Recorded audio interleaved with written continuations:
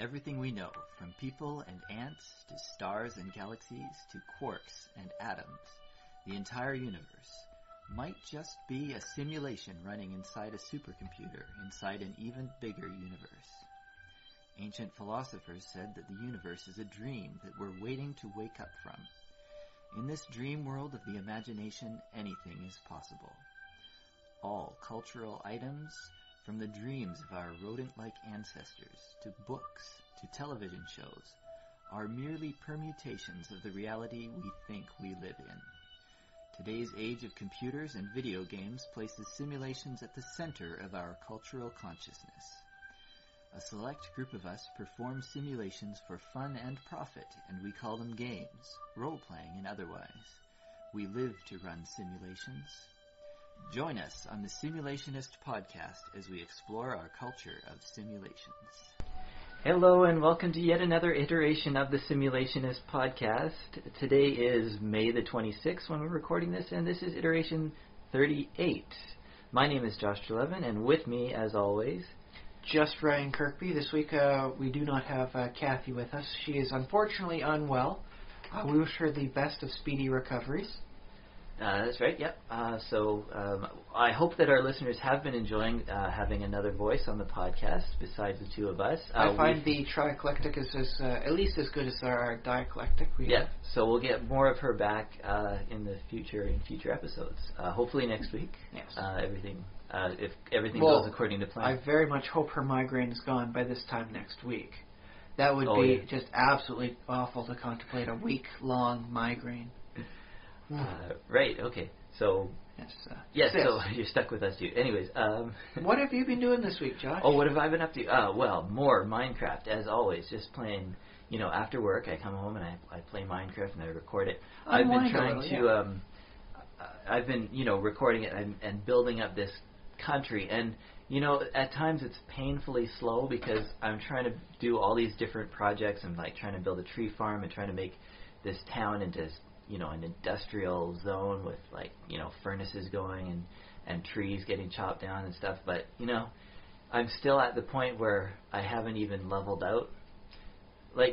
How you mentioned before, and this was my playstyle before with this, but I like to leave things kind of as they are and like build on top of the landscape. Yes. Well, I'm doing something a little different now, and I'm trying to do I'm starting out in a plain, so it's already pretty flat. But I'm trying to make everything super flat and do a tree farm on top of that, and so I can grow different trees and stuff and make it very artificial and very industrial, very much like the hand of man has been here. A primary disturbance habitat. And of course, Minecraft worlds being as big as they are, I could play this game for the rest of my life and not really make an impact on even this one save file, It seems to me like you need to dig out chunk by chunk right down to the bottom. Yeah. And just leave a couple boxes just sitting at the very bottom, just full of all the dirt you've uncovered. Little crates full of dirt, yeah. Just as the metaphorical finger to Mother Nature in this game. Yeah. No, that's actually hideous and time-consuming. It doesn't produce much of artistic value, so... Well, and I mean that's the reason that I had my old philosophy, and I still have it in other areas of the game, in other areas of the world that I visit, is not touching things because making a whole bunch of changes is time consuming. And that is true. That's just interesting because I started up Minecraft again this week. Oh yes.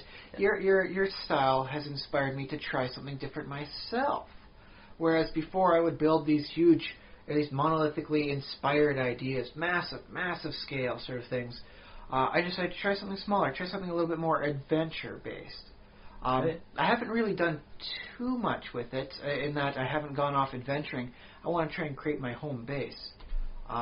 So I need to find some sheep to shear so that I actually won't wind up, if I die, going into the middle of nowhere. Who knows when. I want to come back to a safe spot. Okay, yeah, so you need to make a bed and stuff like that. Yeah. So what I've done right now is I found a small island just off the coast. Not too big, just maybe 5 seconds walk or run from one side to the other. Yep. And I've started working on that. That's the only area I'm modifying. Surprisingly dangerous on this island. the monsters that pop up on the mainland area can see me, and they just come wandering towards me. Nice. So the first thing I had to do was start building a wall to make sure nobody could see me. Yeah, And, wall helps, yeah. I think it's almost cheating in a sense, trying to play an adventurous mode, and then just start off by walling off at your own little island and going, keep away from me, monsters.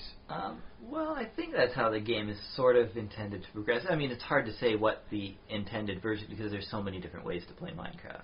Yes. So, I think that's one way you're supposed to be able to, build a wall and protect yourself. I think that's Well, it keeps fine. me from blowing up and then having to restart, what is effectively a half day's travel from where my island is. And that's just really annoying to die in the middle of the night because, like a skeleton gotcha. Mm-hmm. And then all of a sudden finding yourself in the middle of the night in unfamiliar woods and there's creepers everywhere. So what is your wall built of? I decided, originally it was dirt because I need to scoop up whatever I can get and make sure they can't see me right now. Yeah. But I quickly replaced that with wood. I had a nice little tree farm going up on top. Yeah. And so I've replaced the whole thing. I've got wood everywhere because it's effectively infinite. Yeah, The underground area I've kind of hollowed out and worked with has a nice feeling of almost like a den to it right now because there's no stone. It's all wooden torches. Oh, nice. Which is kind of weird because you expect that to start, burning. But no, not in this game. Right, yeah. That's a little odd, but... So yeah, I've got almost everything set up. I've got a nice little underground farm zone so that I don't have to worry about creepers all of a sudden peering in and then blowing up all my grains and all that. Yep. That said, I have a small tunnel I've found that goes off to parts unknown. I put some water flow to keep it from any monsters from coming up and bothering me for now. Yeah, that's good. It's passive, but I'm going to fix that soon. I had a really hard time dealing with an Enderman in my basement. Okay. I was just trying to make my nice little wooden basement, and then there's this Enderman picking up blocks and moving stuff around and scaring the bejesus out of me because I can't look directly at him. That'll aggravate him. Yeah. Until I feel guilty with this because I don't see Endermen really as a threat. I see them as a neutral mob that is almost trying to do the same thing I am. They're just not as good at it as I am. They pick up their blocks and they move them, but they haven't learned how to make picks or anything like that. That's where they end. Mm-hmm. So I feel bad that I got a bucket and I scared him with water to teleport elsewhere. Yeah. But it was raining outside, so he probably got hurt in the rain and kept teleporting until he found a dry spot. Yeah. I feel guilty about that. And I wonder if that's the right thing or the wrong thing to feel about what is a potentially hostile mob. Well, yeah. I mean, my own experiences with Endermen is sometimes I kill them and sometimes I don't. So it's hard to say. Sometimes I do feel sorry for them. Well, it's almost like he was trying to help me. It's like, I see you're moving blocks around. I will pick up some for you and move them over here. Yeah. But don't look directly at me or I will scream and kill you. So it's kind of like dealing with a really antisocial cousin. Well, that's how I view them at least. It's a really tall antisocial family member. Yeah. They're trying to help. It's not, what you would want for help, but they're trying. Well, it's funny too because they're based on the Slender Man, right? Yeah. They're based on the mythological creature. Well, not really mythological. It's a modern mythology. Okay, yeah, sure. And those guys are, in theory, definitely people you would, if you could kill, you would probably want to kill them. Depending if you look deep into the mythos, maybe killing Slenderman actually makes things worse. Could be. It does seem to be running off the creepypasta mythos stuff where no matter what you do, things get worse. Okay. So, that said, they don't have the creepy, I've got tentacles instead of arms sort of thing, and not like photos taken around kids. Because that is a lot of where the Slenderman started. Be like, look at the background of this play park, and there's this horrible creature thing that looks kind of like a guy in a suit. And it gets really weird because they're always seen around little kids. It's like, ooh. But it kind of moved away from that as things go. I also wanted to mention I saw the movie Iron Man Part 3. So no spoilers, please. I won't spoil it. I will say it was a good movie. It was a great, good or great. I really enjoyed it. I had fun watching it. Did it live up to the standards set by the first two movies? I think it was the best. I liked it the best. Really? Because I really dug the first one. I think the first one was dang near perfect as far as what you want a movie hero to go. I will say the first, 20 minutes to half an hour, I got a little bit like, I was thinking, when is the movie going to actually start? Because it started to drag a little at the beginning, but then it picked up and it was good, and there was good. So it wasn't one of the stuff where you're expecting the plot to pick up and then you realize it's been going on all along. Well, there's a little bit of that. I mean, because some of the stuff that they build up in that part where I was like, why are they doing this? They did pay it off eventually. Okay.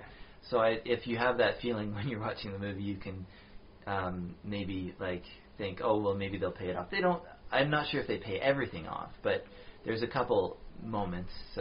Speaking in vague terms, you will enjoy this movie. I think everyone will enjoy it. This movie. Good. I still need to see it myself. It's rather hard for me to get out to the movies when I'm watching the kid a few days of the week. On my only days off too, so it's an interesting system I'm going to have to work out. Yeah, and I saw it with my two brothers, who they're both 10 years old, and they seem to like it. It's funny going to a movie with young people because there's a different set of there's always the thing is this movie going to be too scary, or are they going to understand it? Is it going to be too the themes are too adult? But they seem to enjoy it quite a bit. Well, if there's one thing I remember about movies, when I was watching as a kid, the stuff I didn't get, the stuff that was too adult, I just kind of glossed over. Yeah. So they got out of the movie the things that they were going to get out. There were entire levels of Stand By Me I never even saw till I hit my 20s, and I've watched that movie many times. Yeah, I think my brothers enjoy comedy and they enjoy laughs, and maybe if there had been a bit more. Well, it's hard to do with Iron Man is supposed to be it's a comic movie, so it's definitely in silly territory already. So if you start adding jokes and things like that. Well, Tony Stark's a kind of flippant character. He's the kind of guy that can walk into a busy, science meeting and wind up pulling off lines that make him like the class clown of the whole thing going on there. Yeah, that's true. And I love the Tony Stark character. I think that character is my favorite. I think the version as done by Robert Downey Jr. is magnificently good version of him. The comics have not always been kind to him. The drinking problem they referenced in the second movie was horribly drawn out for many, many years in the comics. And for a while in the comics they tried to equate him as an equivalent of George W. Bush in all the non-good lights. Okay, yeah. Doesn't really apply when, yes, you shot the Hulk into space, but you did that because he keeps killing people and causing massive amounts of, destruction wherever he goes. Doesn't really apply to anything George W. Bush has ever done. I'm afraid that's just how it goes. Well, it's sort of, I guess. I don't want to draw too many. Well, in comics, they had the whole Civil War thing about superheroes and people with powers registering with the government, and there's a lot of people that said, "Oh yeah, Tony Stark's the evil guy in this one." It doesn't really apply when the people you're trying to get to register their powers have a habit of destroying cars by the dozen and destroying people's houses because they're fighting Stiltman this week. It doesn't really have the same connect as anything that a real president goes through with popular or unpopular decisions. Yeah, that's true. Lord knows they tried, though. My goodness, did they try shoehorning that one in. So yes, I think the Robert Downey Jr. version, minus all the extra stuff they've taken out, found the core of the personality, what really worked, what the people really liked. Just having that as essential nature put into the movies, wonderfully done. Yeah. And let's face it, Robert Downey Jr. has had his history with substance uses. Yeah, I've heard that. Yeah. And so I think he managed to bring an extra level of realism to stuff where Tony starts drinking in the second film and how that causes problems. Robert Downey Jr. had a very unique position of being a rich person who has the ability to abuse substances and likely get away with it until things get really out of hand. Yeah. You can't always get that for everybody. Not every actor could portray that with that level of not first-hand knowledge. So I quite liked how he managed to work it as a plot without it becoming quickly tired or a moral, lesson. Everyone must learn. Yeah, I don't think, from what I remember of the movie that I only saw this afternoon, so I should remember it, I don't think there was any alcohol involved. Which is nice, because... I mean, I think it may have been referenced, but I don't think it actually has scenes of him... Well, use, but not abuse. Yeah. Yeah. Because if there's one thing I think we should all have learned from comics, is that stretching out a storyline that make the hero look negative winds up being incredibly unpopular. And I have no idea why they keep doing this with Spider-Man for the last 5-10 years. Just look at any of his large story arcs. They wind up going on way too long and causing way too many people getting, just get over with it. Let's go back to the friendly neighborhood Spider-Man. Yeah.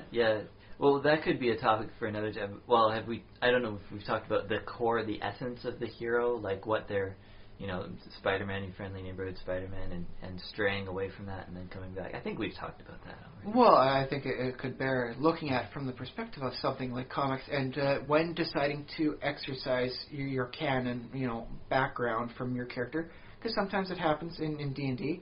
The character does stuff, I really didn't like what he did there. I was trying something out, didn't really work. Is it really too bad to just say, can we cut that out of his story and just never reference it? That just didn't happen. It was something we tried, didn't work. Oh well. Yeah. Okay. Because Lord knows they've done that a lot in comics, and it seems to work okay. There's a lot of forgiveness if the character's essence is truly there. But we'll have to explore this in greater depth and see how it works across other genres. Yeah, so that was my week, Iron Man and Minecraft. Do you have anything else in your week to share? Heck of a week at work, but nothing I want to share. You work in the service. No, what was it? I am a sub monkey. I won't hide it. Right now, I'm a sub monkey. I'm a lab rat by training, but these days I'm a sub monkey until I can find that glorious gateway back into the sciences. They have monkeys too in their commercials. Yes. That's why I'm allowed to get away with saying something like sub-monkey, which could otherwise have potentially unfortunate implications due to slanderous terms. Yeah, well, calling people a monkey, it's been done. Yeah. But no, because they actually feature that as their prominent mascot, I am a sub-monkey. Anyway, we can... we don't need to talk about your work because that's... It's over for the week. Hooray! We're recording this stuff now on my Friday, which means... Your Friday. I do this, and then I relax in front of a TV, and that's how I start my weekend. Yeah. And I do this, and then I do a very quick edit job of it. Because we're so good, you only need a quick edit job. Yeah, that's right. And then I get to relax because I have tomorrow off too. So, of course, nice. Podcasting on the weekends. What's not to like? Yeah, it's a nice way to get friends together and chat about things you learn or think about throughout the week. Very good. But this week, I have a conspiracy concept I want to run through people. All right. Okay, so maybe you heard it, maybe you haven't. It's been in the news. A 9-year-old girl calls out the CEO of McDonald's. Now, the quicker end of the story, without getting into too much detail, 9-year-old girl is there with her mother, who runs a blog. Is there, like we're talking about some kind of there's a big meeting actually going on and all that, and they're brought in for part of like a fair consumers advocates or whatever it is. Yeah, because McDonald's is doing this thing where they answer questions. They do that. They answer to the stockholders as well as to people that have vested interests that at least want to appear interested in answering their questions and making sure they're placated. Yeah. But these are the organizations that say, hey, try and eat healthy, and hey, quit, spilling coffee on people's laps and burning them there, and other stuff like that. And so the girl comes in and she asks, why are you trying to trick boys and girls into eating your unhealthy foods? And the internet goes on and up her, 9-year-old, she really told the CEO of McDonald's, tick that the man. Yeah. So I want to introduce a conspiracy concept of it. Now this is a 9-year-old girl asking a fairly complex question because what she's asking is why are you tricking them into, serving these unhealthy foods? She doesn't have a complaint with, them occasionally eating unhealthy foods. Why are these kids getting tricked into it? So I want to bring up the concept of strings, associating characters, within stories as like marionettes. Who's pulling their strings? Right. Now, this girl has a concern that McDonald's, with its wonderful toys in their Happy Meals, and their their advertisements saying, we have Happy Meals. Come enjoy some of our Happy Meals. You get a toy. Is manipulating children who are watching this on TV. They're pulling their strings like marionettes. The children, in this case, not effectively having enough knowledge or history with the commercial industry to realize what's really going on. They're not being told stuff. They're being, like told, like lessons like, ooh, we have toys if you eat our food. So they don't realize what's truly going on. Their strings are being pulled. But this is a 9-year-old girl asking the question, who was brought there by her mom, who was there on behalf of an organization for healthy eating. So in this case, you can see the 9-year-old girl as a marionette being pulled by the strings of her mother to ask this question, so that it seems much more precocial. And so this is a smart 9-year-old girl to be asking such a question. Ha ha ha! And she really serves it. Her mother's organization is some kind of healthy living or like local. It's a healthier eating style thing. Are they are they organic and anti-GMO, that sort of thing? Well, to the extent of some GMOs have improper side effects. Of course, they're against that. It's more healthy eating in general, as well as just better alternatives. I won't use their name, on there. I think we can freely use McDonald's because it's core in the heart of the story. We could. Well, why? Well, I can bleep it out if we decide later. Well, it's McDonald's. The guy had the fair thing. Is like, first of all, we don't actually serve junk food. They don't. They're not serving the healthiest food, but it's definitely not junk food to have a hamburger or a few chicken nuggets. It's not junk food. There's at least a semblance of healthy eating in there, provided you mix it in with a balanced diet elsewhere in your life. Don't eat it for every freaking meal, though, man. This is... But yes, we're digressing. Is that you can see the 9-year-old, her strings are being pulled by the mom. But the mom's there on behalf of the organization. Her strings are being pulled by this organization. How far up does this go? Who's pulling the organization strings to make sure these questions are getting asked?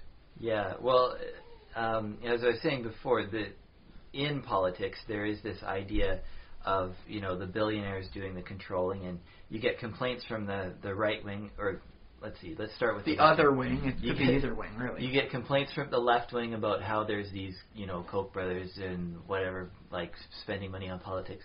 On the other side, you get complaints from the right wing about this guy George Soros or other people doing environmental stuff, funding left wing. So Warren Buffett spends. Warren Buffett has spent more money just helping to get other millionaires to contribute to charity than you or I will likely ever make in our lifetime. Every person listening to this podcast can have their lifetime worth attributed in. He spent more money on that, just making sure other people contribute money to charities. Yeah, well, and charity's one thing, and I think Warren Buffett is more known for charitable stuff. I mean, he has his own politics, of course, but then there are this other class of this other class of millionaires and billionaires who the money that they spend actually goes to politics. It's a slightly different issue than the money that goes to charity. I mean, it can also be counted as a charitable contribution in some cases, but it's not as pure in the eyes of most people. It's a little bit different. So yeah, I mean, you get people on both sides kind of accusing others of being conspiracy minded and because you've donated to this campaign, now they're going to have to do that. There's have to do the things that you want that would benefit you financially. And an interesting example is Canadian politics over in Quebec. Okay. There are some organizations that wind up donating to every political party in the area. Yeah, that happens a lot. And so then whoever gets in, they've contributed a not insignificant amount to their political, election. So, if you want more money for the next election cycle, buddy, you better do, what we recommend. Otherwise, you're not going to be getting any of this money. Yeah, and I think that's sort of business as usual, even in, a country that we don't think of Canada and the U.S. as super corrupt. Although with the scandal stuff that they're doing over in Quebec, looking at now, it's coming very much to light, which is why I emphasize that. It's all coming to light now, who's contributing money to what and how. It's probably the same way all over North America, but right now it's really emphasized and in the light right now for the Quebec area. Yeah, and so you have your individuals, like your mom who's part of an organization and she's doing what she thinks is right. but you also have, like, I don't know, people behind the scenes moving things around. Making sure she's in the right place to ask the right question that they want to further their agenda. Yeah. And to me, it seems somewhat more innocent, even though it is, it's corruption and politics. It's like, it kind of makes sense to be like, okay, this organization is about, kind of built around the healthy living lifestyle, and they don't like McDonald's. Okay, fair enough.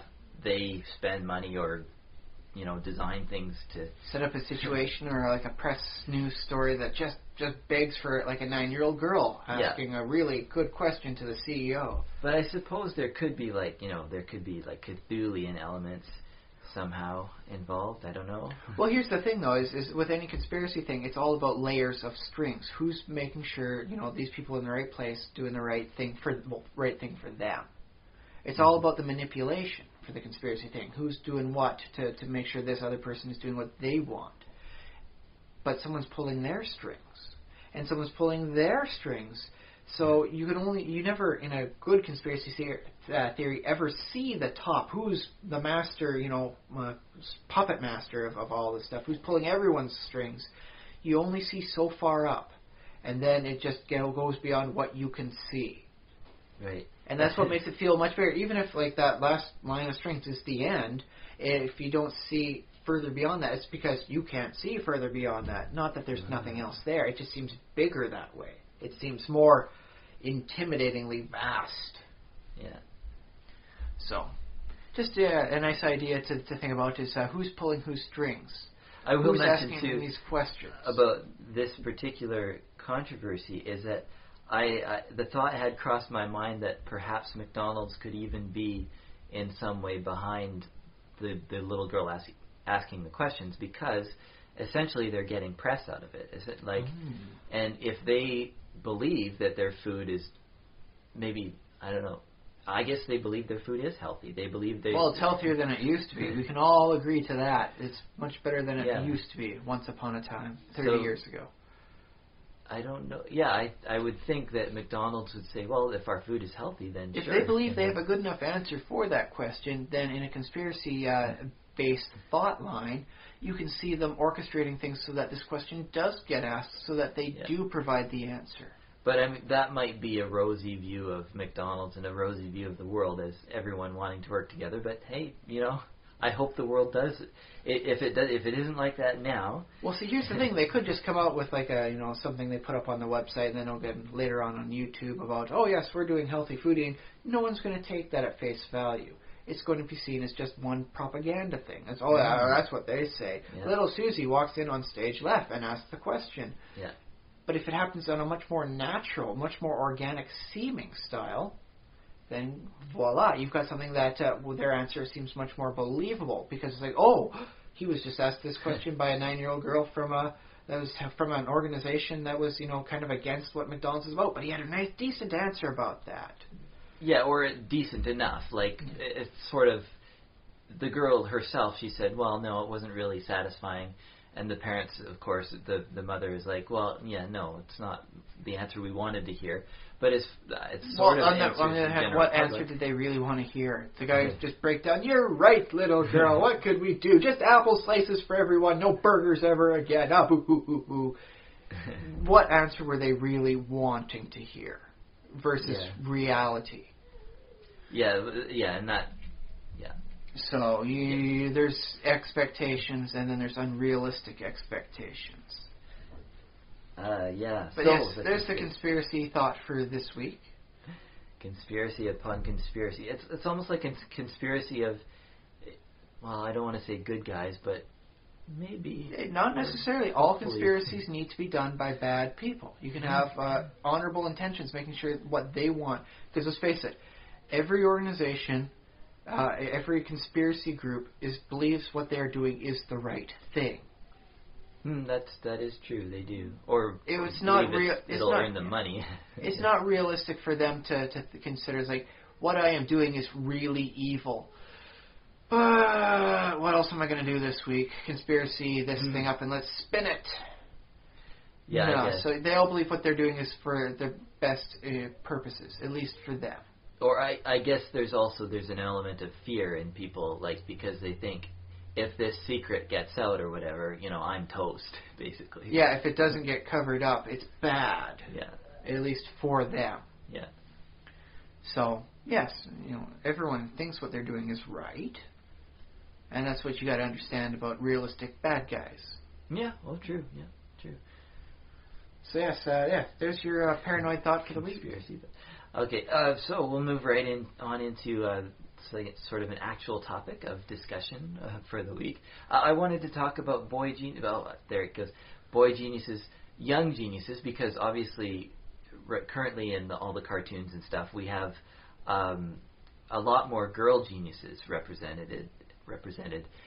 Gender-neutral child prodigies. So yeah, we can make the topic kind of general.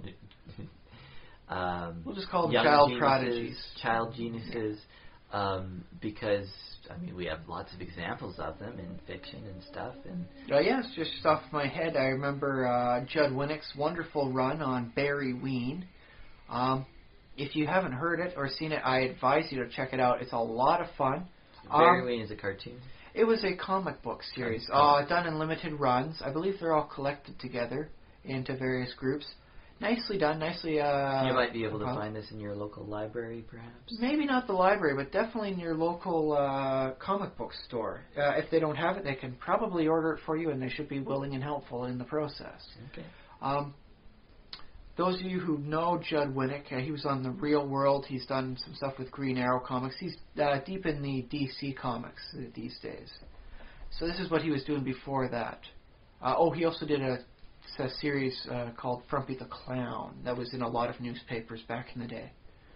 Okay. But yes, I think that's a very good example. Later on, somebody took the idea and kind of created the Jimmy Neutron boy genius out of it. Yeah, so Jimmy Neutron is probably the current biggest example. It's probably the easiest one for most people to associate with because it's gotten the most press coverage and the most spin-offs, TV series from the movies and all that. Yeah. Now, is that... My question is it realistic to have a child genius that sort of outdoes all the adults in the show? Or are we completely just living in the realm of fantasy and that's fine? Well, I can answer that with another question. Okay. Do you really believe Bill Watterson's Calvin and Hobbes would have a 6-year-old child so deeply ingrained with knowledge of philosophy as Calvin did have, let alone his imaginary playmate Hobbes? I don't remember much. I remember him philosophizing as he's rolling down the hill in a wagon. Yeah, and there was a whole bits about his artistic deconstruction as he's building snowmen. Very, very out of the depth of any 6-year-old, especially one with what seems to be almost borderline ADD as Calvin had. Well, I can see a 6-year-old doing one or two examples of, because Calvin does half a dozen snowmen separated by time so that they'd be melting at different rates, so you see the progression of the death of a snowman as things go on. Yeah, and sometimes it's just different, he has so many ideas. It's sort of the I just wanted to have 2 heads and 4 arms, and that's all. I would expect a 6-year-old to come up with, just by accident, to stumble upon one of the ideas, one of the strips that Bill Watterson came up with. But not with as much, knowledge of the arts and philosophies as Calvin had. Well, I don't know if you need the knowledge to hit on one. Well, the way Calvin spoke of some of his stuff, it was very, very much heck beyond what I knew when I was in my teens, reading it and rereading it. Well, I'm going to have to reread. I've read Calvin and Hobbes many times. It never hurts to reread Calvin and Hobbes. It's all good. I've never found him as to be some. He's not exactly a child genius, but you can see him as a child philosopher, which I think is a nice close second in this case, or a cousin to the child genius. Yeah. So, because Calvin was unrealistically philosophical and unrealistically artistically inclined,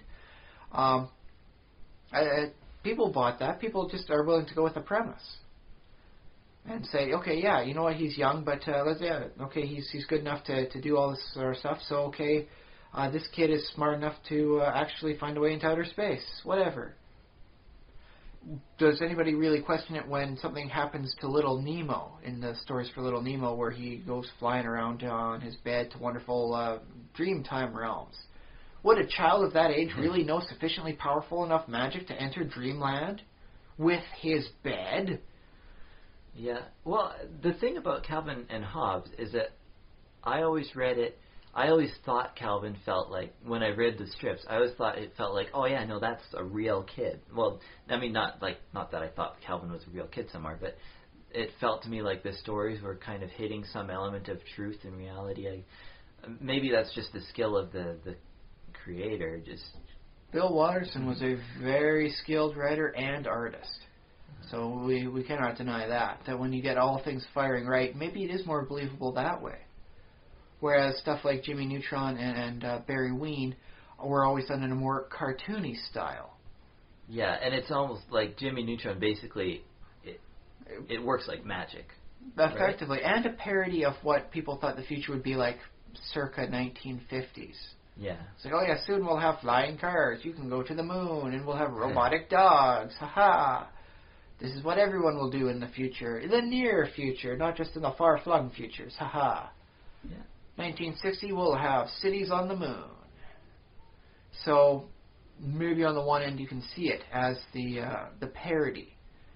And when you put the satirical element into the whole thing, it winds up coming off a little better, a little easier to swallow. Well, I haven't watched a lot of Jimmy Neutron. Well, any situation where they have a child genius where it seems like they're being satirical about figures or hopes and ambitions from the past. Yeah. I think adding that in probably makes it a little bit more palatable. It's like that way, okay, I'm not supposed to take this too seriously. They're kind of making fun of what people used to believe the future was going to be like. Haha. Yeah, there's that. Other young geniuses, I think we're focusing on boys, but I guess that's just how it's going to be. I was thinking Doogie Howser. Ah, yes, I remember Doogie Howser. But in some ways Very he's well. cartoony, and in some ways, there's elements of reality that they put in the show. Well, he was supposed to be a doctor. If he's a doctor and he's treating people for, red clown noses, that's not going to seem really doctorific, now is it? But in some ways it's cartoony when he's a 16-year-old. He knows things, and he's like... On the other hand, you do have these people in real life that graduate from, Harvard at the age of 12. Yeah. So, you could be a doctor at age 16, theoretically. Which is where I'm going to start bringing in my biological knowledge and pointing out a few things. Is that despite having the knowledge, you don't always necessarily have the maturity for it. So, whereas you might be able to graduate Harvard at the age of 12, maybe with knowledge of programming, that can be seen as much more believable than, say, having your medical degree and becoming a practitioner. Because you don't necessarily have the mental maturity to go with your knowledge. You don't necessarily need a heck of a lot of maturity necessarily to be a programmer for computers. Mm-hmm. Simply having the knowledge is all that's required. On the other hand, if you're going to be a GP, and you're going to be doing maybe did Doogie Howser do surgeries? I don't remember. I didn't. Or am watch I confusing much that with Doogie a Howser. very? Because here's the thing. Occasionally, I get it into my head that House was like a second version of Doogie Howser. It's him burnt out from so many decades of being this genius. Oh, wow. Yeah. It allows me to watch House a second time and imagine it being an old Doogie Howser and then just having fun with that. Yeah. That's my fan theory for it. I know it's not right, but sometimes it's fun when I'm watching the rerun. That's a good thought. It keeps it interesting, I'll say that. Well, let's talk about one I know a little bit better, Wesley Crusher. Ah, yes. Sorry, Will Wheaton, but shut up, Wesley. I love that. It's a nice example of showing that just because you're smart doesn't mean you always have the maturity needed to handle it. Wesley was smart, but occasionally he didn't have the wisdom to realize the tactics and how to go about everything. Right, because if he knew the answer, he would just blurt it out, and he would say, oh, you're wrong, and blah, blah, blah. If there's some tense negotiations and some subtle background dialogue between Picard and say, well, we'll go this week it was Romulans he's chatting with, and Wesley would just chip in, but sir, that's not true at all. And he's like, shut up, Wesley, you've just given away my hand, and you've ruined all the double meanings and all the plots and counter tactics we're using here. You've ruined it all. I'm going to my cabin. I'm going to send your mother spanking thing to from what I remember is that a lot of the time Wesley was actually, like, right, and he did help in the end, like... Well, yes, because he was smart enough to know the solution, but he wasn't always savvy enough to present it in the right way, which is where the whole breakdown happens with some, child prodigies, we see in fiction, being able to do this and get away with it perfectly. Like, on the other hand, you can introduce some character flaws and it winds up making the character more believable. Barry Ween, for instance, despite the fact that he was within the his story thing, he was intelligent and cognizant of himself in the womb still, which is unbelievable. He built a high-powered, telescope out of a camera and an Atari 2600 when he was 6 months old or something like that. Yeah, that's unbelievable. But the thing's what he realizes, if he doesn't start making friends and interacting with the rest of humanity, he will go just head over heels insane by the age of 21. And so he goes out purposefully making friends. And this humanizes him. It's technically a flaw that he's just will start going nuts if he doesn't interact with people and maintain that connection to the rest of humanity. Oh, that is interesting. And that's funny because... It also allows him to interact with people that are vastly more stupid so he can explain what he's doing. And it helps out for the readers, too. Yes. And a lot of stories are about a character who's incomplete in some way, and that might be that, yes, they're very smart, but they're lacking this social They don't always have it, everything together. Well, and I think that's what makes for good stories, is that incomplete character who, over the course of the story, becomes a little bit more complete and... Well, it doesn't even necessarily need to be kids in this case. I recall some situations with Sherlock Holmes, shown what would be like if he was even more than Sherlock Holmes is for all his characteristics and intelligence, like his brother Mycroft, who is essentially non-functional within society. He's used by the British government. He specializes in everything. Mm-hmm. He is like the head of their intelligence department. But he can't go out, into the regular world. He just can't associate with it the same way you and I can. It's alien to him. It's so rudimentary and mind-bogglingly full of idioms and idiosyncrasies. He just starts going raving angry. Oh, and so it shows in that case that having these foibles and these lesser natures to yourself actually winds up helping you.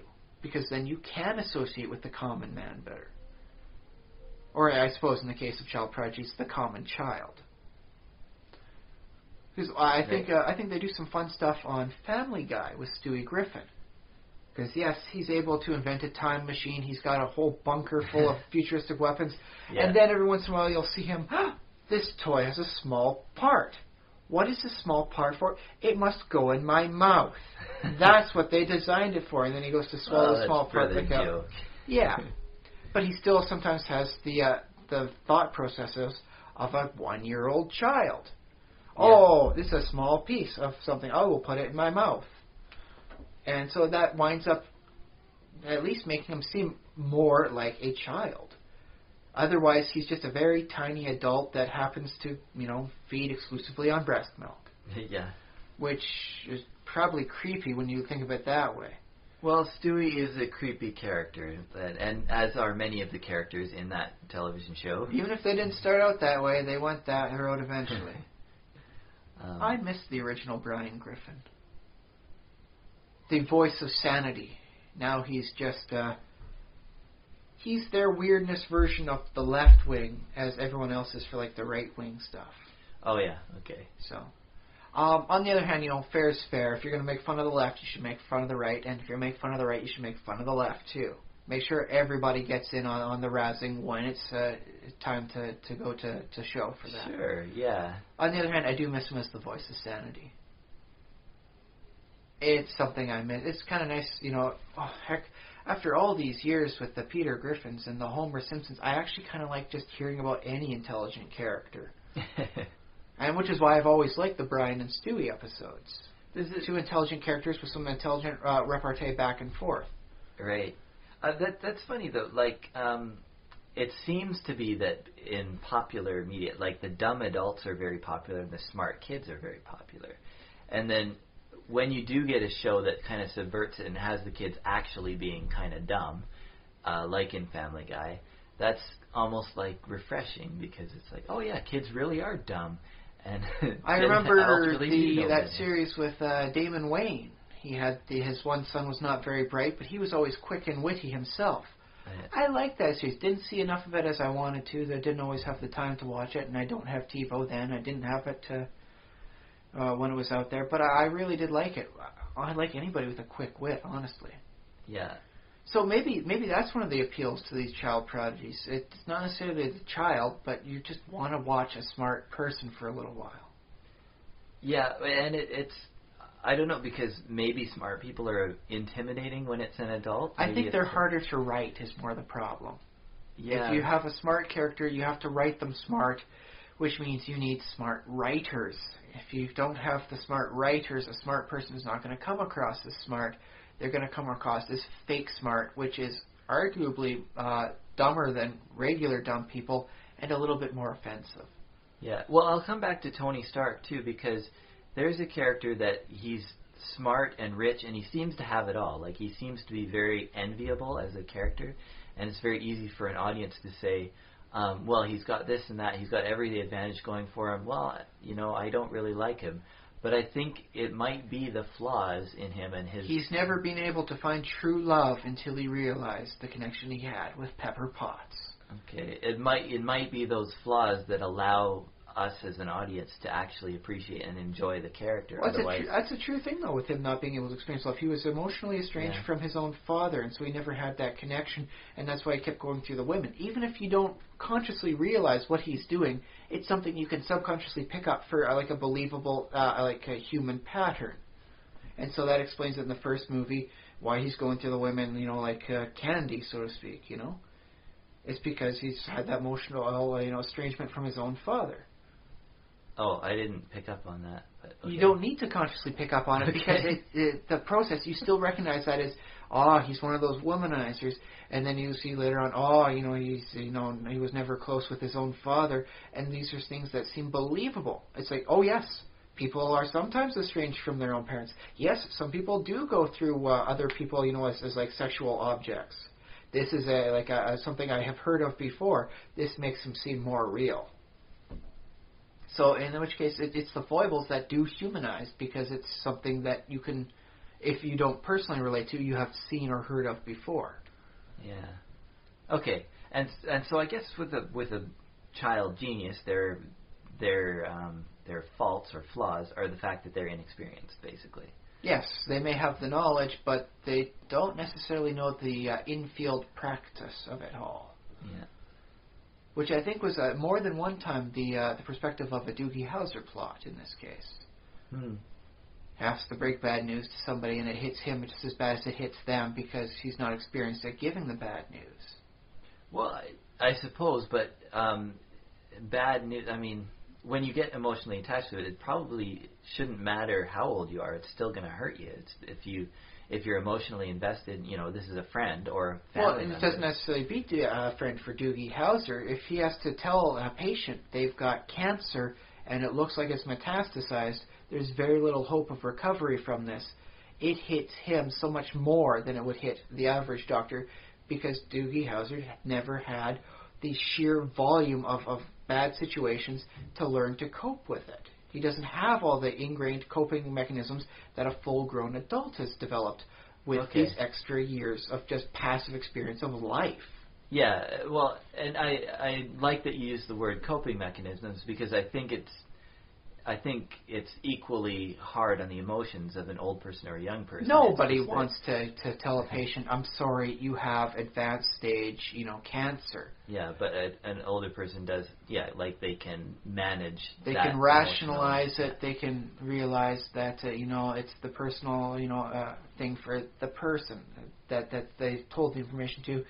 it's not really them. They're just a third person within the story of someone else's life. And well, that's that yeah, definitely, I suppose I that's think, one coping strategy. Yeah. well, however, because there's possibly a million different ways to help out a bad situation, and the young people just don't have that because they haven't had enough life experience to build up these tricks, these talents, these techniques for utilizing all T-letter words for dealing with such problems in life. Okay, yeah, okay. I'll agree with that. So, as long as you put in, I think these make sure that, yes, the inexperience is a factor within them, and then you put in these other character flaws, you can make what is essentially a very fantastic character seem much more realistic. Sure, or, you could do the cartoon thing and just have the child genius also be an emotional genius, and that way. Well, here's another factor in here. Child geniuses, we're going to say, seem unrealistic. But we also, you and I grew up on the old, Looney Tunes cartoons. Did we, even for an instance, go, there is no way that coyote is this smart? It completely breaks my sense of self. I'm completely out of this. I just can't watch this anymore. It just, I can't. I don't care whether he catches the Roadrunner. I'm out of it. It just blew my suspension of disbelief. I've said that before. I don't know how serious I was, but I was like, how does he know how to dial a phone and order from Acme? He's Wile E. Coyote. Super genius. He even has a card announcing as such. Yeah, of course. So why should it be any more or less unbelievable when the character is an animal, an anthropomorphic animal? I guess it simply is unbelievable, and that's fine. So you find refuge in the audacity of it. It's like, okay, yeah, he's not only a coyote that can talk, walk on his hind legs, and order all these sorts of what would be stupidly expensive equipment from a company just so that he can catch one animal. Because he's not trying to catch every animal. I could see this if he was trying to catch every animal in the desert to invest money. But no, he's trying to catch either one rabbit or one roadrunner. And he's not trying to do anything else. Yeah, well, I don't know how they get past, like, how does that mechanism work where you get past just, you get a laugh from just the absurdity of the scenario, and I don't know why you even need to continue with the cartoon, but I guess as long as the cartoon continues, it's like, oh yeah, it's still playing out, so you can just... You got to ramp it up, and so laugh. Not only is he, smart enough to do all this, he's just not smart enough to realize how horribly everything's going to go. When he tries to do the launch up and down on the seesaw sort of thing with the fulcrum, the rock launches up and then smashes on him, or he falls over into the rock, or he hits up on some other unknown thing. There's a dozen different ways any which gag of his goes. Yeah. Which maybe that's part of the appeal in that case. Well, there's physical humor. It's not just it will go bad. How is it going to go bad? I've seen this set up 5 times before, and every time had its own failure. How is it going to go wrong this time? True. Will it be different? That's the neat thing about Looney Tunes is it's very funny when you first see it. It's like, that happened. And then they have this way of having repetition enforce the funniness. So if you watch it again or you watch the next he's cartoon, trying it with the bat wings again. Now it's going to happen this time. Yeah, it's like even funnier when you know what's going to happen. Well, I don't think anybody who's seen more than a half dozen episodes realizes it's not going to go straight and easy as they expect, especially not when you see the blueprints he's drawn up. Yeah. So, yeah. I don't know. Any other, with child genius that Well, do we have to work with pure academic genius, or can we go into the applied stuff? I don't know what you mean. I recall Jackie Chan Adventures. He has his niece? I think it's his niece, Jade Chan, who winds up becoming very good at martial arts. She's a kung fu genius. Yeah, well, she learns from Jackie Chan. You expect anybody who learns from Jackie Chan to be pretty good. Yeah. But she's shown able to hold her own against full-grown adults with some training of their own. So she could be seen as a martial arts genius in this case. Is that considered more or less realistic for her to be as good at martial arts as a full-grown adult? Well, I will tell you about martial arts, and it's very fun in the movies to see the small person or the fast person beat the bigger person through skill. But I hear from reality, like what I hear, because I don't have too much experience, but what I hear from reality is size matters a lot. So it's very difficult. You can only to flip beat a big so many guy. pounds over your shoulder when you weigh 50, 60 pounds yourself. And you can learn to do leverage and do physics and like... It helps, but there's still a tipping point where, you know, it's like, well, okay, with the Wile E. Coyote, as he's trying to work with the fulcrum, you know, the seesaw. He's got a rock there. He's not trying it with marshmallows. There's a reason he's using the fulcrum as a rock and not something softer. And let's face it, when you're, you know, a kid, and Jade Chan is not a tall kid for her age either. She's apparently, they keep making jokes about her being short for her age. So she's not even that big for her age group. How is she, you know, like able to, you know, flip out, you know, and hold her own against full-grown opponents? Some of which, who I will note, have supernatural powers from time to time. Yeah, and of course, you know, there is speed and there is knowing certain things about physics and actually being able to use their weight against them. There's some of that. There's also some maybe like wits or like being able to bluff people or like. She is very good at that stuff. Yeah. Good at distraction, misdirection, and getting into areas she's not supposed to be. But they never really do explain that. It's just a running gag. Oh, how did you get here? So, but is it less or more or less realistic for her to be a martial arts genius after so little time? She apparently didn't have any martial arts training before she met her Uncle Jackie. Okay, yeah. Than it is for a you know, Jimmy Neutron Boy genius. They're probably equally unrealistic. And, you know, as much as we probably shouldn't be talking even about realism because, of course, this is not reality that we're talking about. But I guess it's just something that fascinates me and that I enjoy analyzing is how realistic these cartoons are. The more realistic it is, the more invested you can become in that, the more you're able to sympathize with the characters. That's the way I sort of feel about it. That could be wrong. Like there could be counterexamples, and I think there are, but. Well, we keep being able to notice that they have put in these characteristics that make them seem more human to compensate for what would be otherwise ridiculous levels of skill or knowledge. True. Yeah. And so that means that we're not the only people to realize, hey, we can't just have this perfect kid, you know, who's as smart as an adult, but you know, apparently they're much, you know, they've done that, and say a third of the time it takes to become that smart traditionally. Oh, and of course there's also the cartoony levels of incompetence, like Homer Simpson being stupid, or like if there was a person that stupid, they probably wouldn't be alive. They probably would have exploded their nuclear plant. They probably would not be able to keep their kids on their own. It would likely have to be that the kids are not allowed to be with the stupid parent unsupervised. Bart, I don't want to alarm you, but there may be a boogeyman or boogeymen in the house. There's just one line showing how stupid Homer can be in this case. But you do bring up a good point. Is this the unrealistic stupidity any more or less realistic than the high-end genius? I guess we can all have our moments, though. We can have our moments of stupidity. We can also have our moments of clear insight, too. There's a time when everything finally clicks together and it all comes crystal clear. And it's beautiful, honestly beautiful, if you can ever remember that happening. I suppose. I mean, it's impossible to know a thing that you didn't know before. No. I remember exactly when the whole counting system fell in for me. I was going through a serial one morning as I was thinking, I was like, okay, I can count to the 40s, and I move 41 through 49. I can count in the 50s, 51 through 59.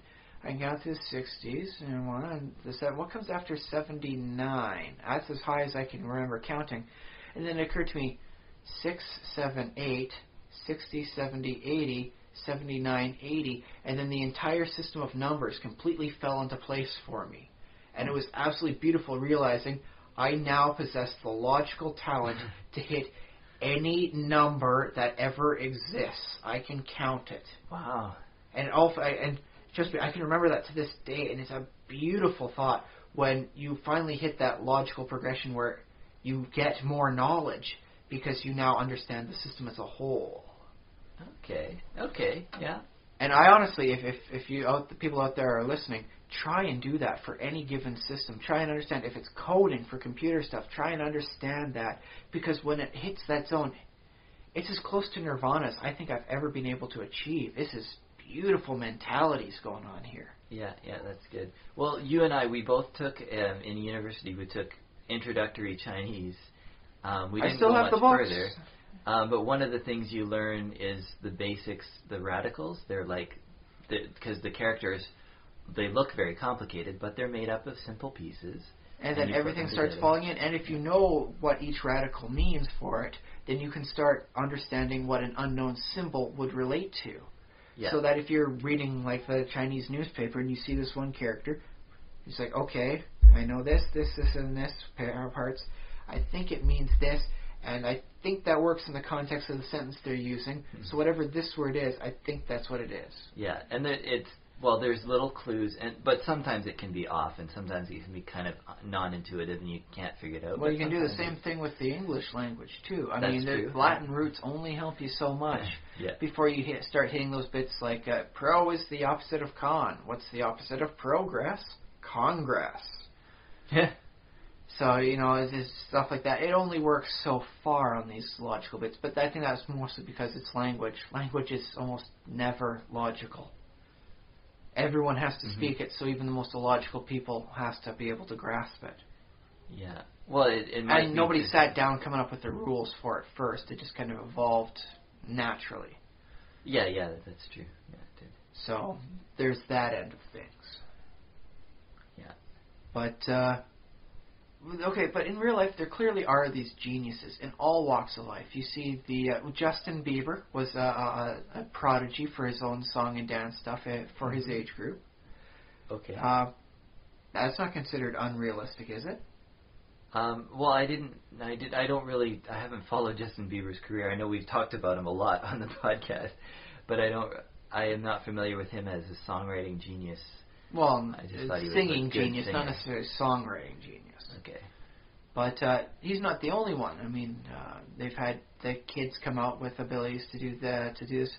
Chris Cross was young when they did their, Mac Daddy will make you jump.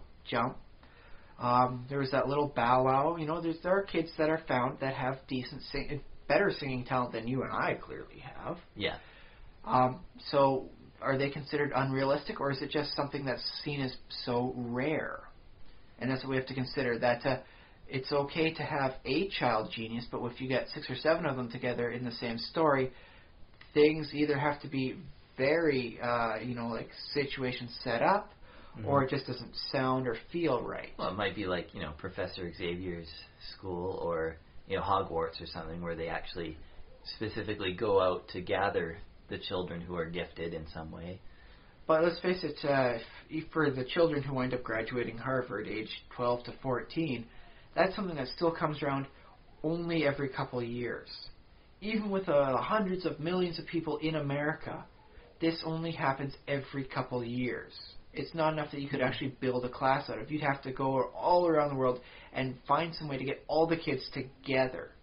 Now, you got smart and then you got super smart. So, I mean, there are some advanced class kids who are slightly better than the average. That's why they go to the advanced classes here and there in grade school.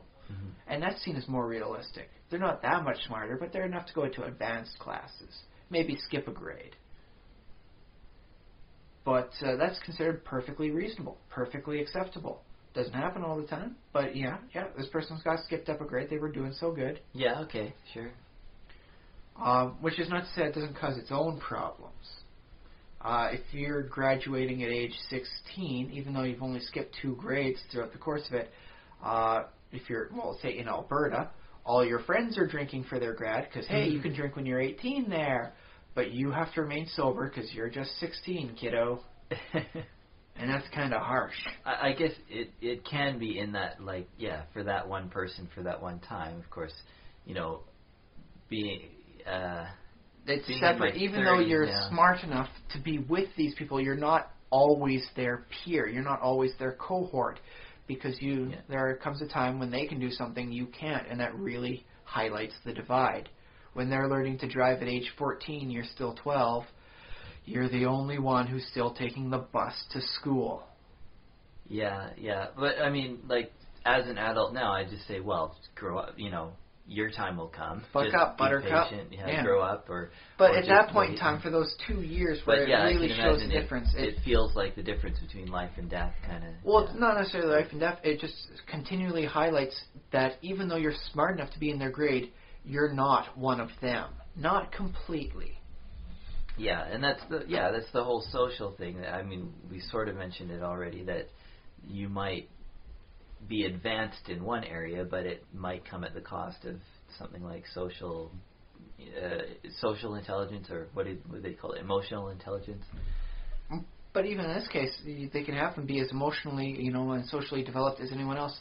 They're still too young to drive, so even though they're graduating, at the same time as everyone, they can't drink, they can't drive at the same time as their peers and friends can. Mm-hmm. Yeah, that's true. So that's something I think should be brought up as well, as something of note. Sure.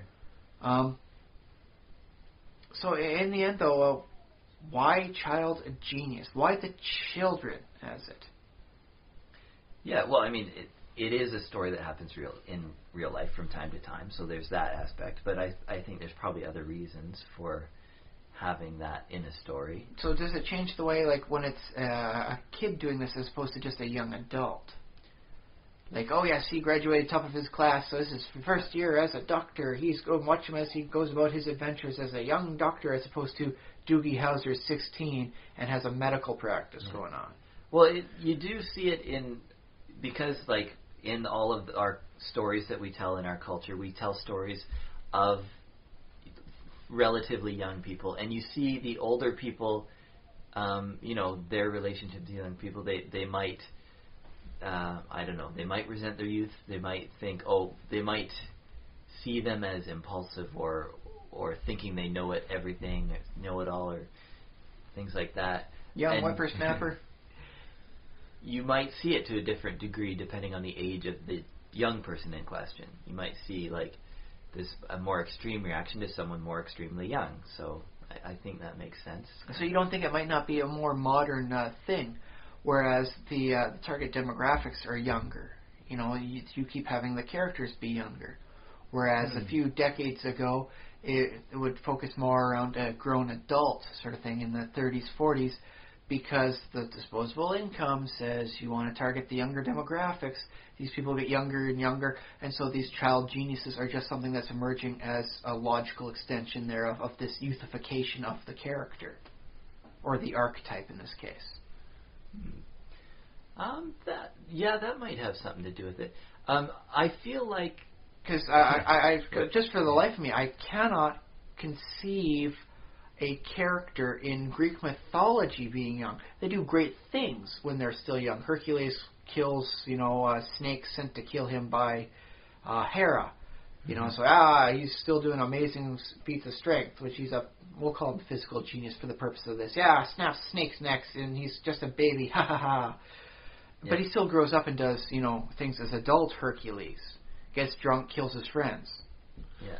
How old is adult Hercules? Do we know? I think he was in his 30s. Okay. So he was clearly an adult sort of thing. Yeah, like definitely enough to grow a really magnificent beard. He has a good beard. Yeah. Yeah.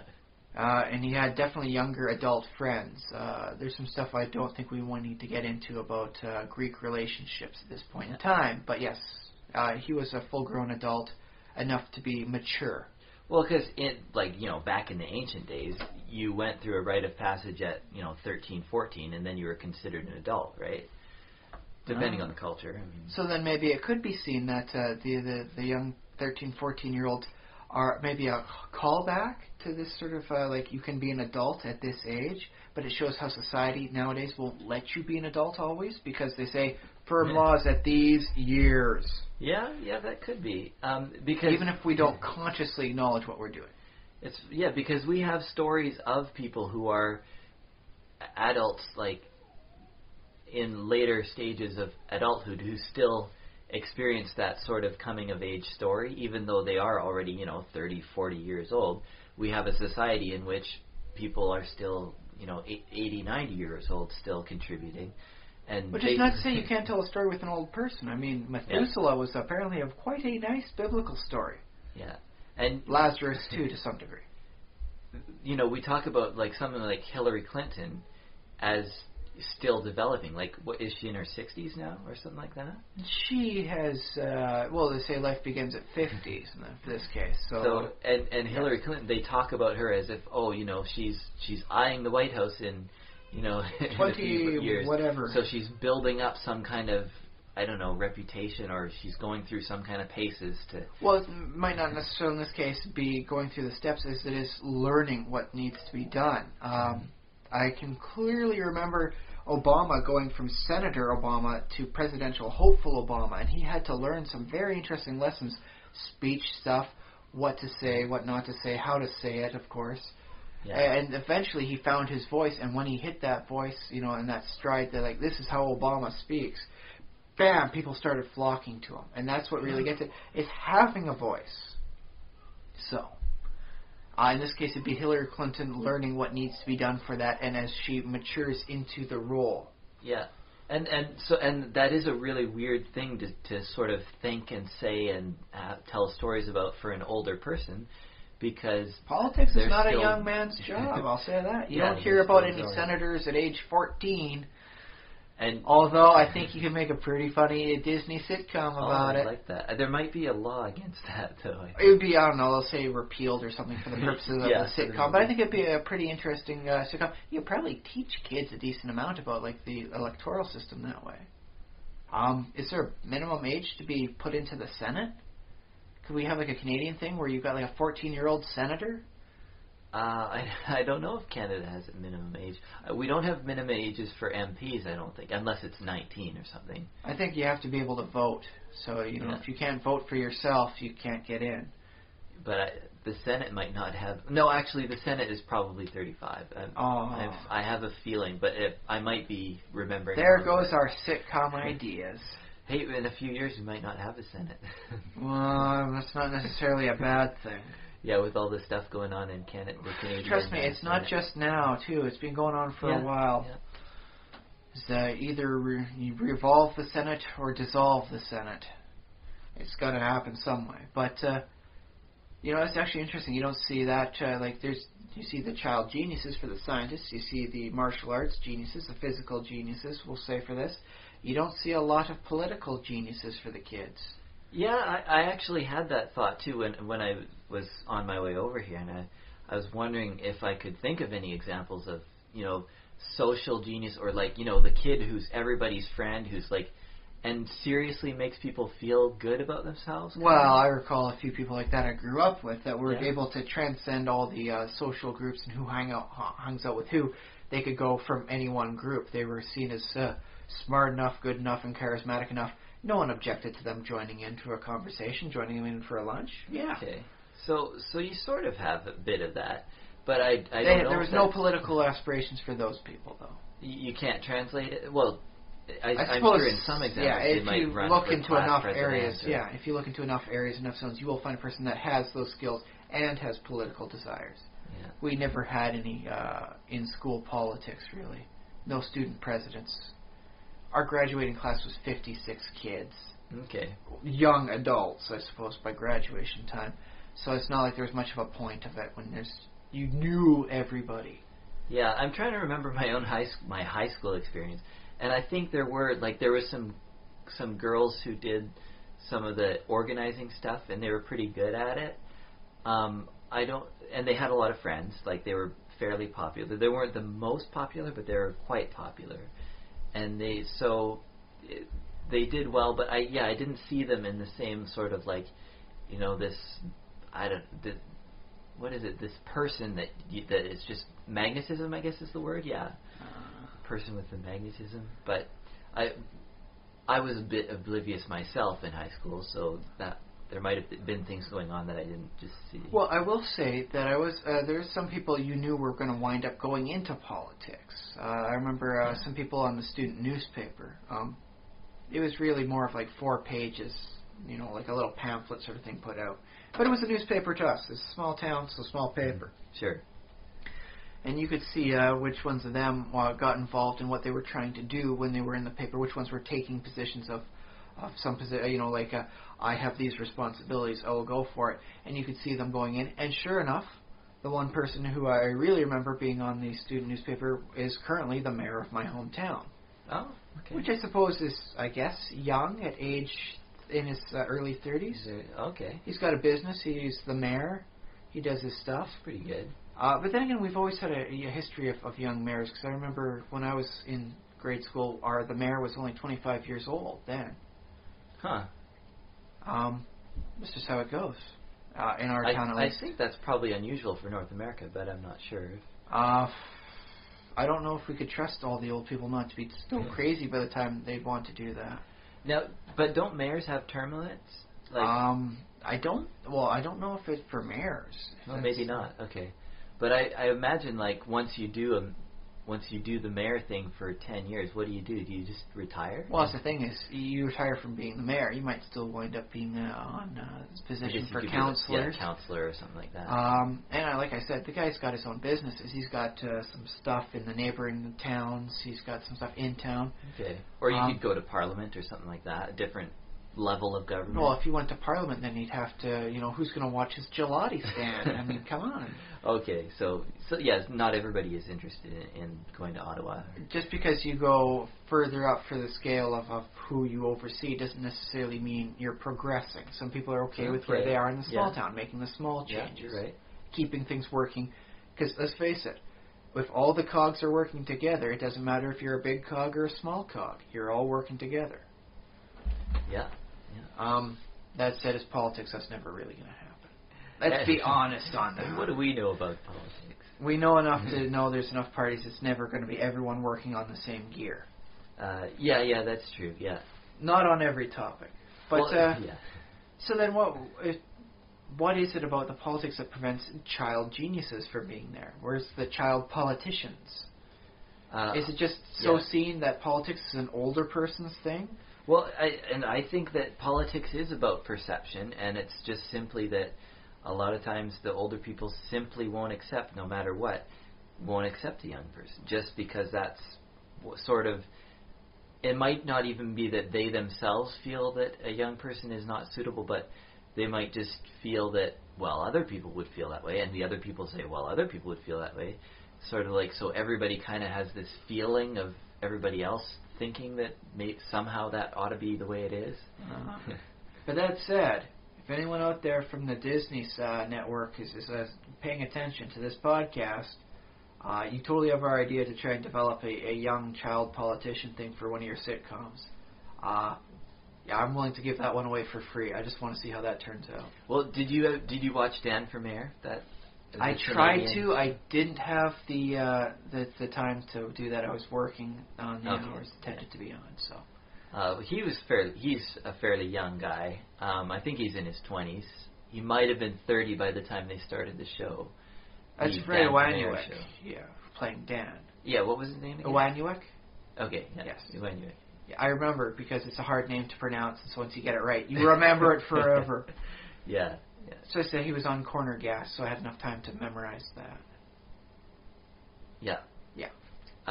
So yeah, in the show, he's a bartender, and he's probably around 30, I'm guessing. Which is pretty young for politics. Yeah. And he runs for mayor, and it's hilarity ensues. If you haven't seen it, It's Canadian, put a link to it. So if you're American, don't feel bad about not seeing it, because not all of our stuff makes it down to you guys. And it didn't last either, but it made it 2 seasons, didn't it? I guess. Which, for Canadian programming, is very healthy and long term. I mean, not everything's like 17 seasons like the Beachcombers. Right. I think it lasted longer than 17 seasons for Beachcombers. But it was, not everything's that long. Canadian television is finite limit. Although I would like to see what they do for Asian stuff is start out with a defined time limit. Like, you only have 2 seasons, and that's when we're ending it. So that way you don't end it on a cliffhanger, and you get more of a sense of closure when you're done.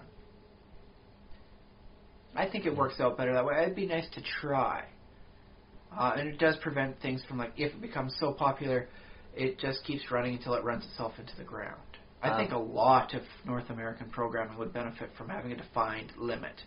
One of the things I enjoy about, like, when your show kind of gets a little old or whatever is the things that the Drew Carey show did with kind of like just out there ideas and just doing strange and unique ideas for shows. That was kind of fun, I will say that. I kind of wish I'd been able to see that, because they did the episode live, but because of the time zones, they had to do 3 live episodes that night. I would have liked to have been able to see all 3 and then see the differences they put for each. Yeah. See how good they really are at improv. Yeah. Well, the thing that I heard about Drew Carey, this is from another podcast which Drew Carey was on, is that those guys off of that show, they would do improv. Yes. Well, I mean, they do Ryan improv. Stiles, whose line is it anyways? Yeah, they had whole other show about it. But, like, during the filming or during the run of the show, like, they would work during the day, and then that night they would go to improv theater, and they would practice, basically. And that's... Well, I think once you get good enough for improv, it's basically, just like having fun playing games. Yeah, well, it certainly is, but I think it's also work, because you've been, filming TV all day and doing whatever. You're not necessarily at 100% energy sort of thing. Yeah. And so I think it is hard work for them. I think they put in their hours. And well, yes, but for them it's so much more easy than if you and I were to try doing improv. We might be okay at it, but we're not going to be Colin Mockery's level. No, of course not. But I think I think the way to get better is to practice, and that's what they did for decades. For a lot of years. And that's what Drew Carey, he credits the funniness of the show. He credits what they did to the fact that they were doing improv either on weekends or evenings or, when they weren't actually shooting. He says that kept them sharp. So then here's another thing. Can you recall any situations of child genius comedians where they're really good at doing their comedy? Or I suppose we'll expand this to any sort of acting. The only child comedian that comes to mind, he's not a child. He's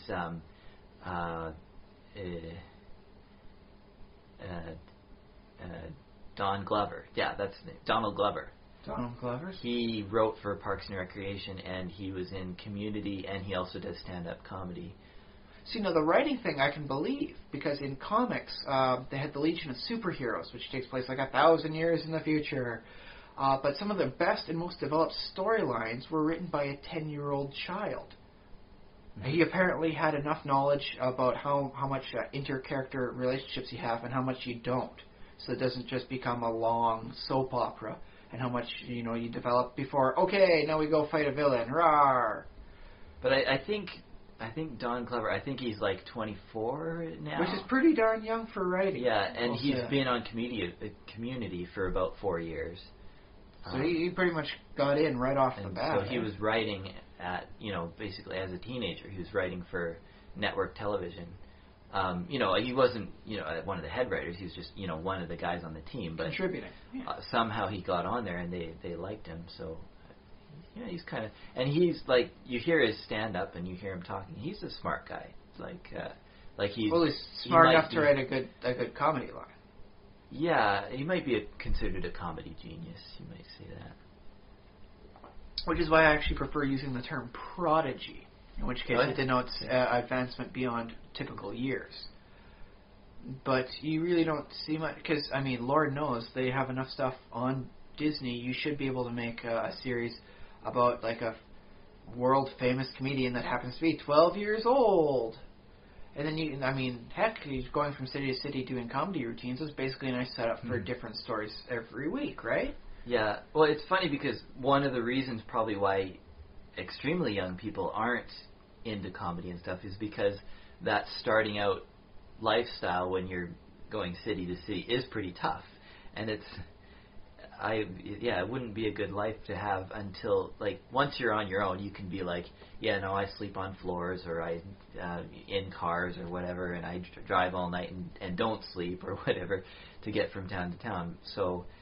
Okay, well, we could always have it in the situation be that, and stuff like that happens in the background, them going to other cities. You didn't see Jerry Seinfeld not showing up for weeks at a time in his own series because he was off on tour. Jerry Seinfeld, for reasons they never really fully developed, was always, just doing comedian stuff, but always in New York. Apparently there's enough venues in New York he doesn't need to go elsewhere. Yeah, well, that's one of the nice things about New York is it's so big, and I think it's similar in London and in the UK, is that you can sort of build your career, in sort of one little area and get noticed. So and in this get case, good. the genius or prodigy comedian could be based in New York, or maybe second season, move them over to someplace like London or Los Angeles, where you can do that as like for a season and just stay there for a particular time.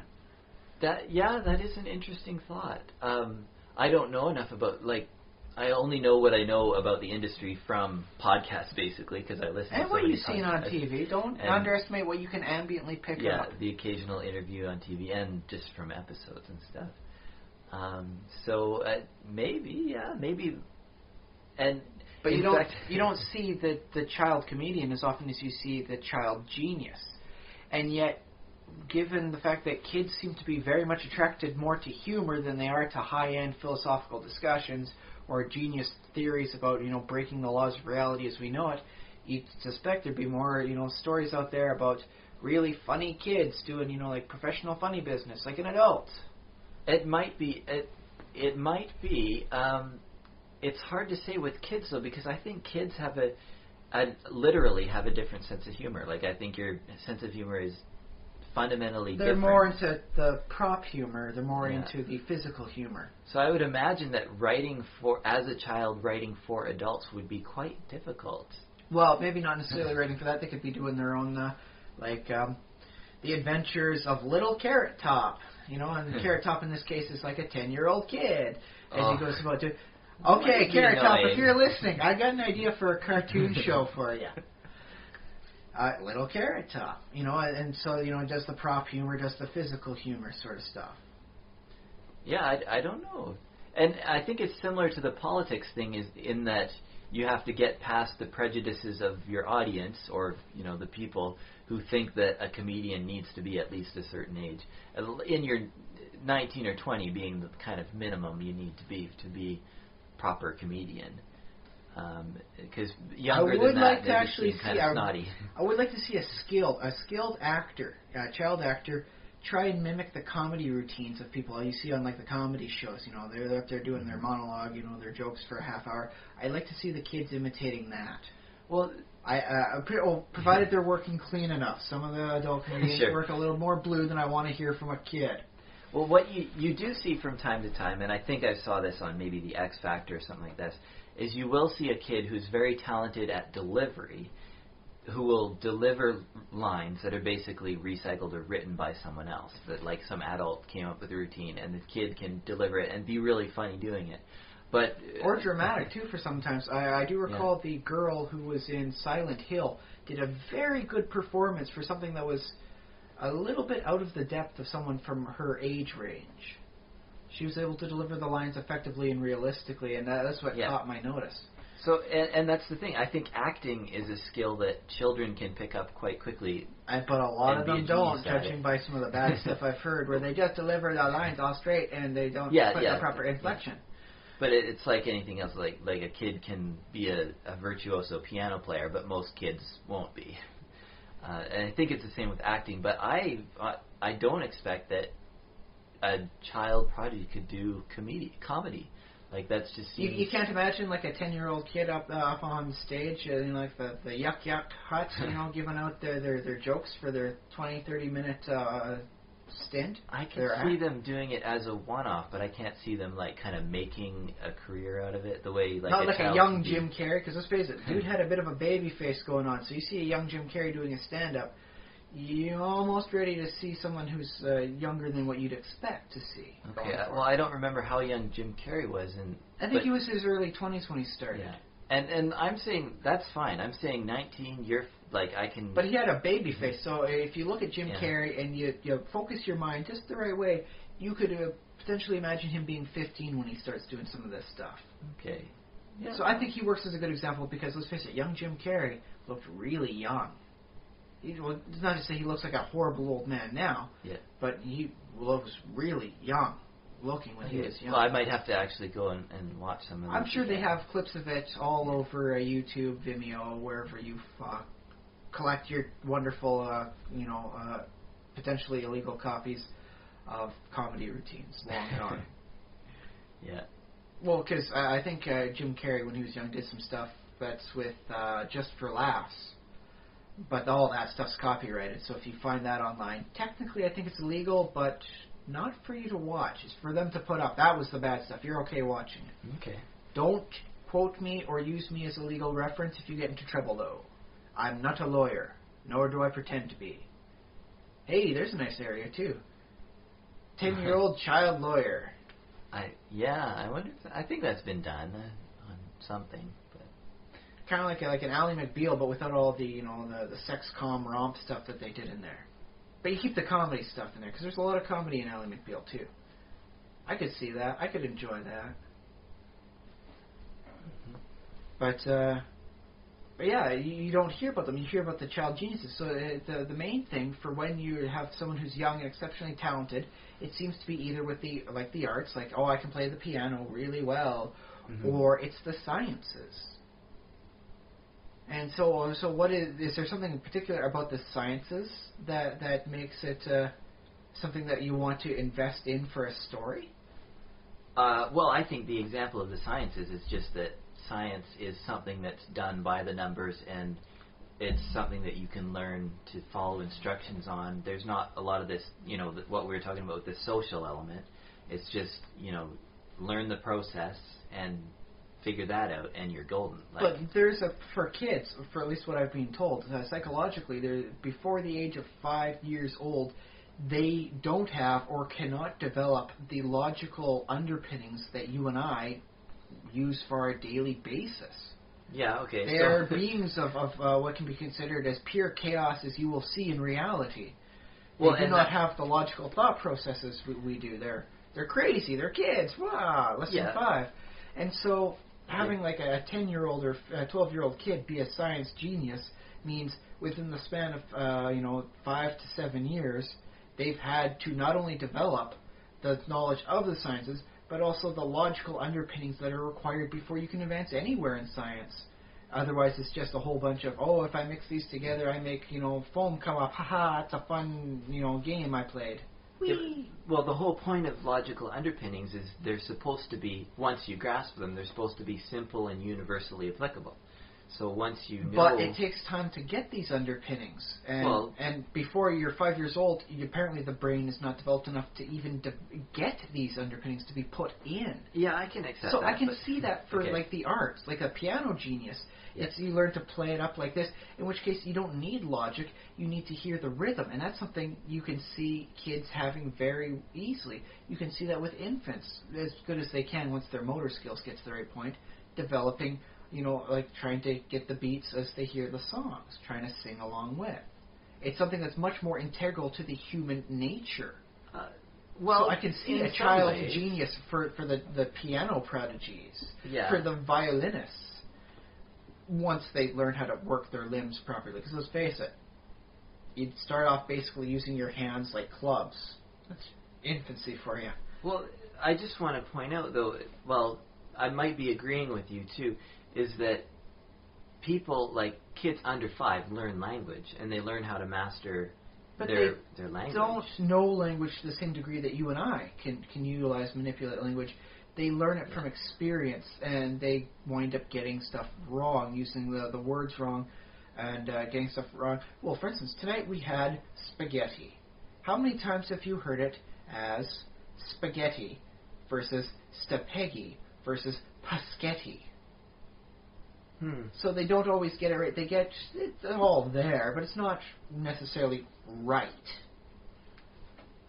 Yeah, okay. So even with stuff like language, let's face it, language is not logical, as we've said. It is very much not a logical process. It's very idiosyncratic, which is something I think kids can pick up a little easier. Well, I just want to say about language, though, especially, like, we'll pick on Paschetti. I think it's around age 3 or 4 that happens, but basically everyone after 5 or 6, unless they're developmentally, like, something is unusual or wrong, generally 5 or 6-year-olds won't say Paschetti anymore. No, but that's because they've effectively had enough, they get it right in their head. You introduce them to another long, complicated word like that, they'll likely get it as cutely mixed up as They might get it. spaghettis No, to piggy. they might get it mixed up that first time, but a 5 or 6-year-old can pick up a new word just like basically instantly. But they will start. Because But you have for the the longer, architecture. more complex words, it is much harder for them to. Because I remember this when I was young. I could get the small words easy. The long words, it was really hard to remember which order the syllables went in for me to pronounce the words properly. And yeah, it takes a lot more effort to get it right, and you will mess it up time and again until eventually you memorize it by just sheer brute memorizing force. The thing is, no, I don't think you mess it up time and time again. I think you mess it up once. You mess it up the first time. You're like, oh, how does that go? You do not know how badly I've messed up some very long words. You mess it up the second time, it's like, okay, that word is, I'm still not sure about that. The third time, the fourth time, you might mess it up. If you repeat that word, though, if it comes into general use... Well, you need to be corrected every time you get it wrong. So if you're talking with your friends who are also utilizing it wrong, you'll have that effectively reinforced the wrong way, happen, yeah. which is... I think perhaps one of the biggest problems with learning words in and amongst the peer group of your own self is that when you're that young, everybody's getting a lot of stuff wrong, and so it's really much more of an uphill battle than for you and I, who will say, oh, it's actually pronounced this way, and you go, thank you, and then you'll remember it because, it's like, yes, I remember how to pronounce it now. Yeah. The emphasis is on this syllable. And so you can, also, don't forget, you and I also have a lot more history in teaching ourselves how to memorize, too. That's not ingrained in the how to memorize, too. So there's a lot of little things. The more you start looking at how these child geniuses are supposed to come about, that they're either taught these, like how to learn sooner or better or more efficiently than other kids their age, or that's all just glossed over and, okay, yeah, smart kid, super smart kid, and go for the story. Yes, which is not to say that's wrong. If you're telling a story and you want to keep the childlike sense of wonder going on in there, the Jules Verne style of like, and then we went on a magnificent adventure to the moon thanks to our dirigible, because we're not going to realize that there's no air in space. So, away we go. That's fine, too. It's not as realistic, and it's not going to be seen by anybody as a deeper work of fiction. It's going to be seen as a work of fantastic fiction. So long as you know where you're coming from, it's all okay. Ultimately, we're not naysaying kid geniuses by any stretch here. Well, and we're not saying never use them. We're also not saying that they don't necessarily exist, although they might not work the way they work in the stories. There might be something different going on than. Although, if you do want to come up with your own take on a child genius story, by all means, read up real child geniuses and find out the problems they have, and you can create a much better version of it, make it your own thing, and then bam, you're the next big person. It's like, oh yeah, you want to learn what it's like to be a child genius? You read this guy's book. You read this lady's book right here. They tell you what it's really like being smart and yet being so young. Yeah, well, I wonder if that would be interesting. Yeah, I probably would be. I think if you're a good enough writer to pull it off, there's a nice way to make it. Okay, and we've been talking for a long time now. So. Well, I mean, with child geniuses, there's a lot of area we can cover. Because, like as we said, it's not just the sciences. There's all realms of potential, idiosyncratic things that you want to look at. There's the underpinnings of intelligence to look at. It's everywhere. Okay. But just so long as you realize where you're coming from and how serious you want to take it, that means how realistic you want to make the character be within your fiction. Okay, sounds good. And for the purposes of game stuff, do not try and create your character like your first level mage be like 5 years old so you can get stat bonuses later on. That's just bad. Okay, well, that's a different discussion, because I think there are some games that allow for that. Well, they do allow for that, but you're supposed to subtract the stats before you play. And so by keeping the stats as you roll them, just to accrue the bonuses as you approach the standard age, you're technically forgetting the rules properly. Okay. Your logical underpinnings are flawed. It depends on the system, but yeah, okay, sure. Every system I've encountered is supposed to have it situated that way. A lot of people just aren't aware of those rules. C'est la vie. Okay. Well, it's not. I can understand why it's not covered in the player's handbook. Playing characters that are 5 years of age. No, there's a reason why it's not there, and that's because even in an area where you've got fireballs and dragons, it's not realistic. C'est la vie. Well, listeners, Yes. if you have taken issue with anything we've said, if you have any corrections for us, I'm sure we said things that you might want to debate about. Yes, if you can find a nice link for a page on what it's like to be a child genius, by all means, send that in to us so we can share that with the world, on our site where we put everything up. If you are a child genius, send us an email. We will promise not to make fun of you. We'll do our best not to make fun of you. I mean, we're decent people. We would definitely like to hear, some of the downfalls to being a child genius, what it's really like. Because, let's face it, almost everybody gets their information on what child geniuses are like from secondhand media reports. So, send us email, thesimulationist@gmail.com. Post comments on the Facebook page. I believe people can do that, although I haven't seen too many lately. Post comments. There is also a YouTube channel. It's the same thing as the feed that you're listening to now, so you can post comments there too if you like. Well, if they are listening to it on there, it's actually the exact same thing. Yep. So, don't confuse our people here. Comments are available on the blog. Basically, anywhere you're listening to this, you should be able to leave feedback. iTunes has a review system, which is not exactly comments, but we appreciate those too very much. Give us as many stars as you feel that we deserve. And I've been Josh Trelevin. I've been Ryan Kirkby. And send us money. Even if it's just your own 2 cents.